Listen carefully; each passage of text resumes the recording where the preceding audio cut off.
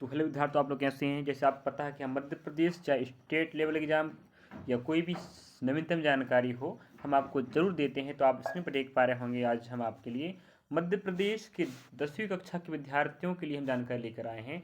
तो MP board, जैसे आप पता है मध्य प्रदेश का भी एग्जाम शुरू होने वाला है कुछ दिनों बाद।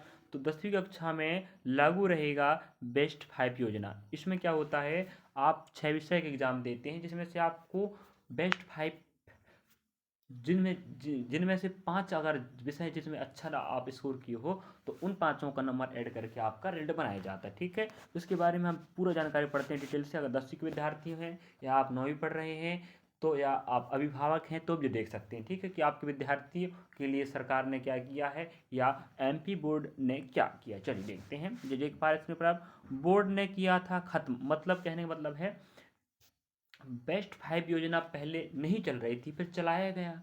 उसके बाद बोर्ड ने फिर बंद कर दिया, फिर शासन ने दिया जारी करने का आदेश। सरकार कह रही है नहीं, फिर से जारी करो, विद्यार्थियों के लिए ये सही है। ठीक है, तो आप लोग बनी रही लास्ट तक। विद्यार्थियों, मध्य प्रदेश सरकार मध्य प्रदेश 10वीं कक्षा के विद्यार्थियों के लिए क्या कर रही है और बोर्ड का क्या कहना है, पूरा डिटेल हम आपको बताते हैं। केवल संवाददाता भोपाल की कहानी है। चलिए आप इसके ऊपर देख सकते हैं। ठीक है, मैं पूरा स्क्रीन पर पढ़ के बता देता हूँ।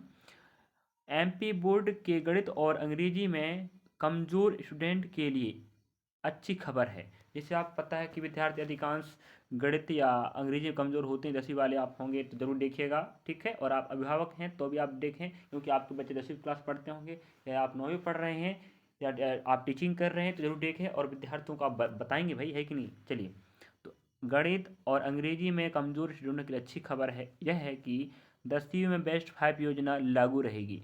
पहले लागू नहीं थी, फिर सरकार ने लागू करवाया था, बोर्ड ने इसको ख़त्म करने का प्रयास किया, लेकिन सरकार कहती नहीं, जारी रखो।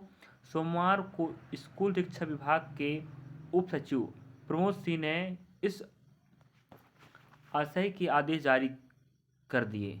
मतलब स्कूल शिक्षा विभाग के उप सचिव, ध्यान रखें कौन, प्रमोद सिंह ने जारी आदेश कर दिए हैं। ज्ञात हो कि बोर्ड द्वारा जारी सत्र 2024-25 की गाइडलाइन में इस योजना को खत्म कर दिया गया था। तो 2025-24-25 की जो गाइडलाइंस है ना शिक्षा विभाग का, उसमें इस 5 योजनाओं को खत्म कर दिया गया था, लेकिन उप सचिव द्वारा जारी आदेश में कहा गया है कि अभी पूरी तरह 9वीं और 10वीं में गणित और अंग्रेजी में बेसिक और स्टैंडर्ड का प्रावधान लागू नहीं किया गया है।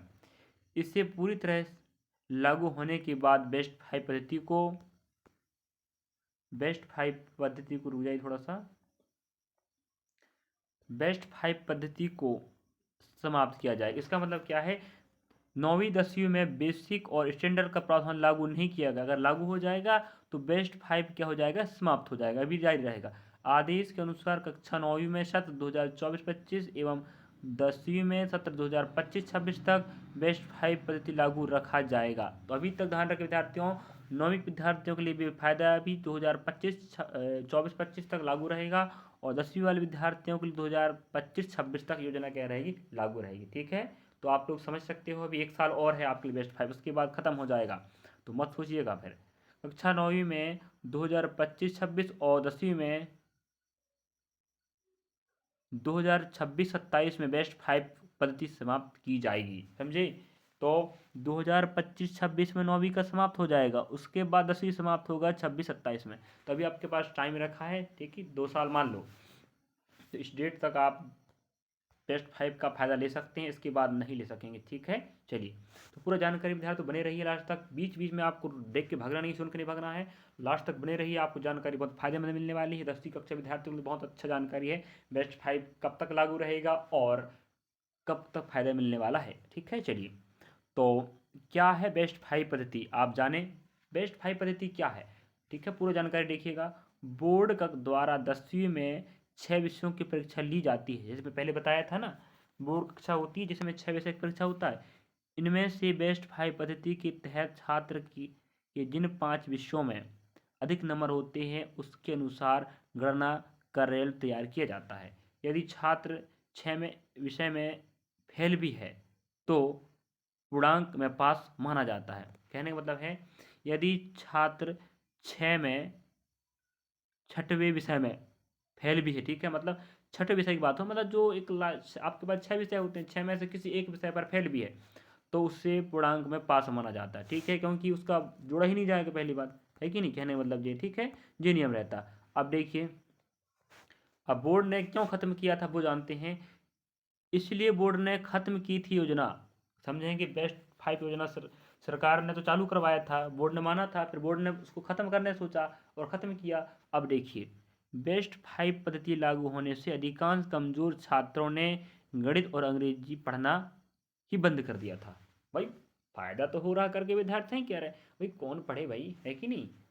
इसके चलते अंग्रेजी और गणित का रिजल्ट लगातार गिर रहा था, साथ ही इसका असर आगे की कक्षाओं में भी पड़ रहा था। मुझे पढ़ना है भाई, है कि नहीं, पढ़ेगा। 11वीं और 12वीं में जाकर इन छात्रों को अंग्रेजी और गणित में परेशानी होती है, बिल्कुल सही बात है। तो विद्यार्थियों, आपके लिए जरूरी जानकारी था, आप देख सकते हैं उस पर। अब स्क्रीन पर आप देख पा रहे होंगे कि बेस्ट 5 पद्धति से अधिकांश बच्चे अंग्रेजी और गणित जैसे विषयों में कमजोर हो रहे हैं। बोर्ड द्वारा देर से ही सही, लेकिन इस पद्धति को समाप्त करने का छात्र हित में निर्णय लिया गया था। हालांकि फिर से शुरू करने से इसका असर आगे की पढ़ाई पर पड़ेगा, बिल्कुल सही बात है।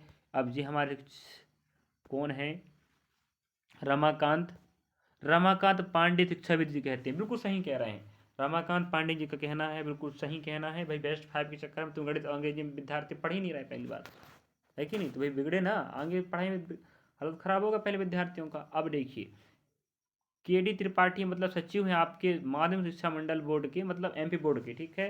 अंग्रेजी और गणित में बेसिक और स्टैंडर्ड का ऑप्शन इस वर्ष कक्षा 9 में लागू किया जाएगा व अगले सत्र में 10वीं में लागू होगा। पहले बोर्ड ने बेस्ट 5 पद्धति खत्म कर दी थी, हालांकि अब शासन के आदेश के अनुसार इसे लागू कर मान किया जाएगा, ठीक है। तो बोर्ड ने इसको ख़त्म कर दिया था, लेकिन सरकार के अनुसार इसे लागू किया जाएगा। अब आप ही बताइए, क्या शिक्षा विभाग इसमें दोषी है या सरकार दोषी है, या बच्चों के हित में सही है ये, क्या कहना चाहते हैं बताइए, क्या कहते हैं आप इसमें, आपकी क्या राय जरूर बताइए कि सरकार इस पर विद्यार्थियों को अच्छा कर रही है, बुरा कर रही है, या बोर्ड को ज़बरदस्ती ये नियम लागू थोपना पड़ रहा है सरकार कहने पर। तो आप लोग जो अच्छा रखते हैं जो कमेंट करते जरूर करें। अगर आपको वीडियो अच्छा लागो जरूर लाइक सब्सक्राइब शेयर करें विद्यार्थियों। हम आपके लिए इसी पर नवीनतम जानकारी लेते आते रहेंगे। चलिए, थैंक यू, धन्यवाद।